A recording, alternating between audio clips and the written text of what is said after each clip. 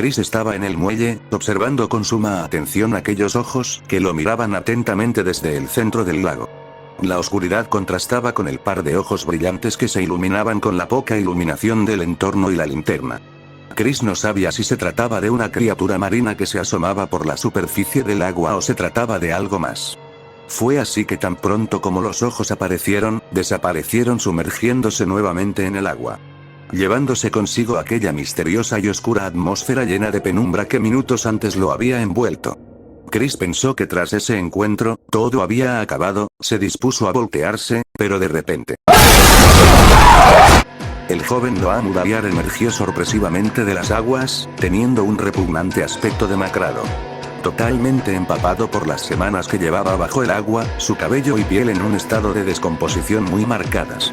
Sus ojos sin vida abiertos de par en par con pupilas carentes de color y un detalle sin duda repugnante, era su estómago abierto producto de las varias puñaladas que recibió al momento de morir exponiendo algunos intestinos que sobresalían de las heridas. Tan pronto como Noah emergió sorpresivamente del agua, dándole un susto de muerte a Chris, quien dio un salto hacia atrás.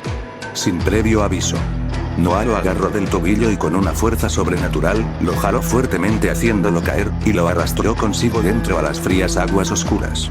Chris no tuvo ni tiempo de gritar, cuando su cabeza se sumergió de golpe en el agua. Las manos frías y putrefactas de Noah subían por sus piernas y torso hasta agarrarlo del cuello. Chris no tardó en sentir cómo empezaba a sofocarse al sentir una fuerza sobrehumana siendo ejercida sobre su cuello quitándole el aire, empezando a sentir cómo el agua empezaba a entrar por su boca y nariz. Lo que era fría agua empezó a convertirse en un punzante dolor húmedo que empezó a invadir sus pulmones. Lo último que el hombre lograría ver antes de perder el conocimiento, fue ver la imagen de Noah con su espeluznante aspecto demacrado, mirándolo con unos ojos vacíos que imitaban la infinita oscuridad húmeda que se extendía alrededor de ellos bajo la superficie de ese frío lago. Chris creía que su acto de bondad había terminado ahí, siendo víctima de una de las almas en pena que irónicamente también fueron víctimas por su culpa. Pero tan pronto como cerró los ojos, un brillo empezó a acercarse a toda velocidad desde el horizonte de ese oscuro lugar y que rápidamente invadió sus ojos y por momentos lo cegó. Una presión en su pecho lo obligó a vomitar toda el agua que había invadido sus pulmones, siendo reemplazado por aire. Al abrir los ojos, comenzó a toser mientras el agua salía de su boca y nariz, el dolor de sus pulmones y tráquea empezaron a disminuir al mismo tiempo que su vista se aclaraba nuevamente tras haber sido cegado por aquella luz.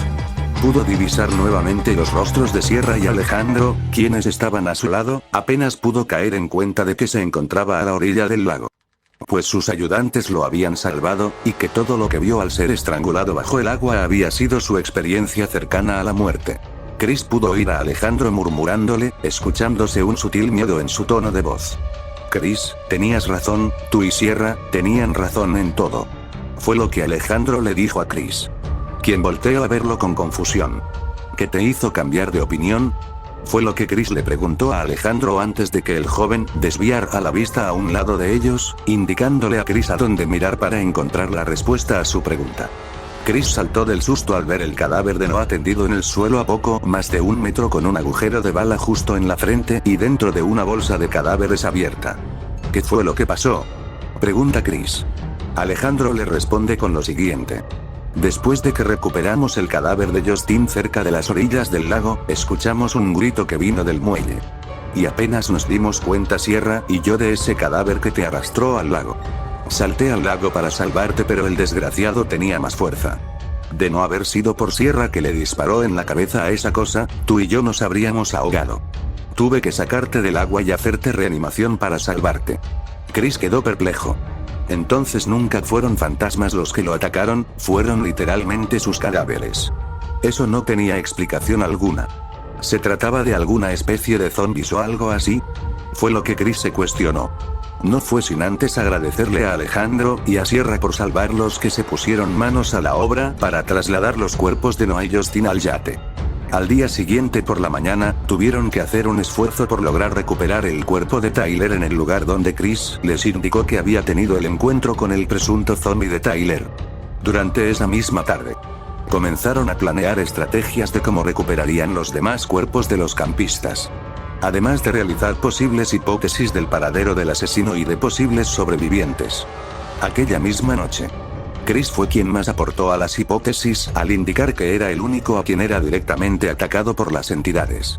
En una lluvia de ideas, Alejandro propuso probar la teoría de Chris para poder encontrar el paradero de posibles cadáveres. Claro que esta idea era utilizar a Chris como cebo para atraer espectros. En un principio se negó, pero las limitadas opciones lo hizo tener que aceptar de todas formas. Esa misma noche, se encontró con una cámara y micrófono en su collar. Con la idea de que Chris se paseara y diera información de lo que veía mediante el micrófono. Mientras Sierra y Alejandro veían lo que la cámara registraba. Por casi 2 horas de camino no hubo ni rastro de una entidad. Hasta que Chris se acercó a lo que era la antigua zona de la fogata. Mismo lugar donde se llevarían a cabo las ceremonias de eliminación. En el lugar había crecido la vegetación hasta la altura de los tobillos de Chris. Era algo difícil ver producto de la iluminación. Esto fue algo que indicó Chris mediante el micrófono. Pero un ruido a sus espaldas lo puso en alerta. Chris estaba mentalizando que probablemente sea algún animal salvaje suelto por la isla. No sin antes calmarse al ya no oír el ruido, se topó de frente con algo que lo heló la sangre. Ante él, se hallaba la surfista, inerte ante él, la linterna le iluminaba directamente el rostro destruido por las abrazadoras llamas. La bella cabellera de Bridget ahora fundida y chamuscada en algunas partes, complementaban con las brutales quemaduras que adornaban su rostro en un recuerdo ardiente de los últimos momentos de la adolescente. Y el detalle que más aterraba a Chris. Un par de ojos vacíos, totalmente negros que penetraban su alma de una forma que lo hizo temblar de una forma que nunca lo hizo en su vida. Chris por segundos pudo reconocer la misma respiración que apenas el día anterior lo había tomado por sorpresa. Era Bridget la que se había aparecido detrás suyo en la cabaña para atacarlo y de la cual se pudo salvar con la ayuda de Beth. Pero ahora se hallaba solo. Alejandro y Sierra se hallaban en el yate mirando toda la escena. Y dudaba de que Beth lo pudiera ayudar en ese momento. Sin más remedio, se quedó ahí. Mirando a la no muerta en una perturbadora pelea de miradas. Chris podía sentir el aliento cálido de Bridget chocando contra su rostro. Aquella pelea de miradas duró apenas unos minutos más antes de que unas pisadas que se acercaban desde la lejanía hicieran que Bridget desvíe la mirada apenas unos centímetros. Para segundos después desaparecer cuando la linterna parpadeó. Yéndose tan rápido como llegó ante Chris. La voz de Alejandro y Sierra gritándole fue lo que le dio un inmediato alivio a Chris. Pues nuevamente se había salvado de otra experiencia cercana a la muerte. Alejandro, finalmente probando su teoría de que los espíritus atacaban a Chris cuando estaba solo. Les podía servir usar a Chris como conejillo de indias para encontrar los cadáveres de los demás campistas. Buena fue su suerte al poder encontrar el cadáver de Bridget a pocos metros del lugar. Y como de costumbre con las mismas heridas vistas que en la grabación del collar de Chris. Ya habían encontrado a un total de 8 campistas en el transcurso de 4 días de búsqueda. Aunque a esas alturas habían perdido la esperanza de encontrar sobrevivientes.